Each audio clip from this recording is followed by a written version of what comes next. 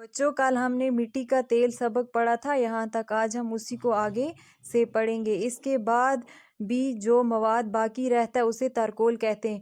बच्चों, कल हमने पढ़ा था कि जो मिट्टी के तेल का मवाद बच जाता है उसे हम ग्रीस बनाते हैं।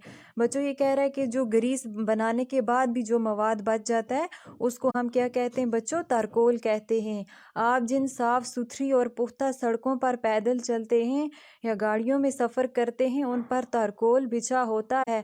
बच्चों, हम मतलब जो इन सुथरी और साफ सड़कों पर चलते हैं उन पे क्या बिछा होता है बच्चों? तरकोल बिछा होता है।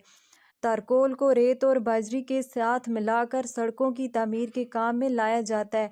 बच्चों, जो तरकोल है उसको हम फिर क्या करते हैं? रेत और बजरी के साथ मिलाते हैं। फिर उसकी मदद से हम क्या बनाते हैं बच्चों? सड़कें बनाते हैं।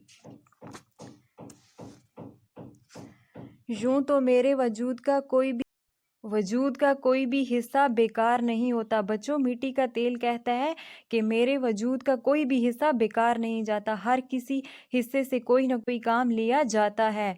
लैंप और ललटेन से जलकर अंधेरे घरों को रोशन करता हूँ।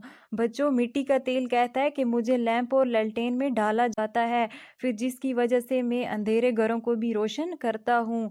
स्टोव भी मेरे दम से जलता है। बच्चों, ये कहता है, आपको पता ही होगा कि जो स्टोव होता है उसमें हम मिट्टी का तेल डालते हैं फिर वो जलता है।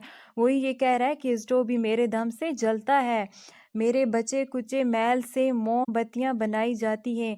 बच्चों, स्टोव में डालने के बाद उसके बाद जो मैल बच जाती है इसकी, उससे हम क्या बनाते हैं? मोमबत्तियाँ बनाते हैं।